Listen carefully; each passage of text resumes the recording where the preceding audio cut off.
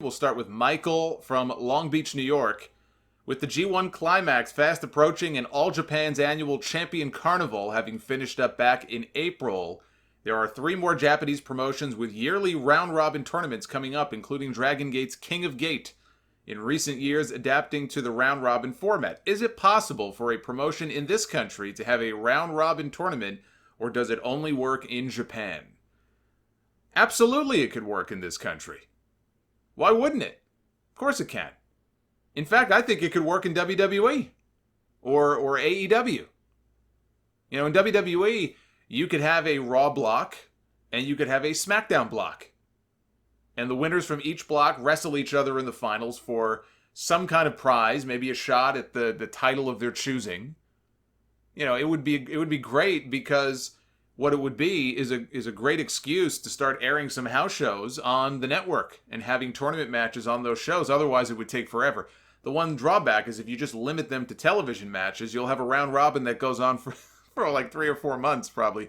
So you've got to in some way feature matches from live events that would be part of the tournament and then air at least the matches, maybe not the entire house show, but at least air those matches on the network, on YouTube. Maybe that's one way for them to generate traffic to their YouTube channel. I mean, they can come up with some kind of way to do it.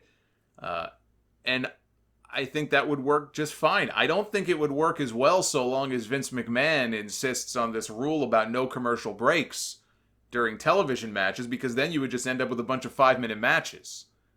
But get rid of that rule, and they could absolutely do something like this. I actually got another question from someone, Scott, in England this week. Just so happened to send me a similar question.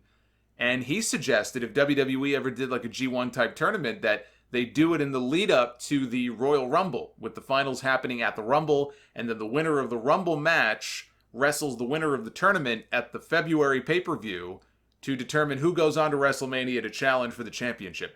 I don't like that. The holiday season, I know why he's suggesting it, because the holiday season after Survivor Series, between then and the Rumble, is generally a down period. It's a very dead period. It's a dead period because it's the holidays.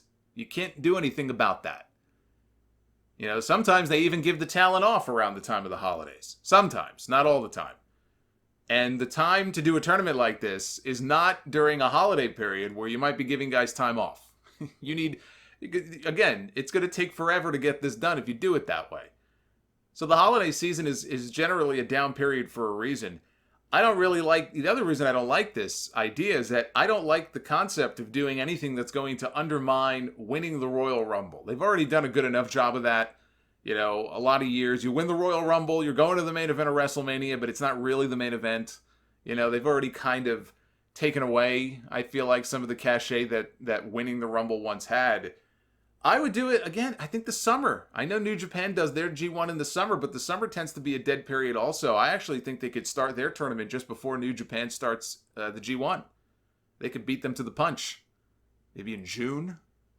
You know, they can kick off and then build to a final match maybe at SummerSlam or sometime around then. But to answer your question, yes, absolutely. The concept would absolutely work.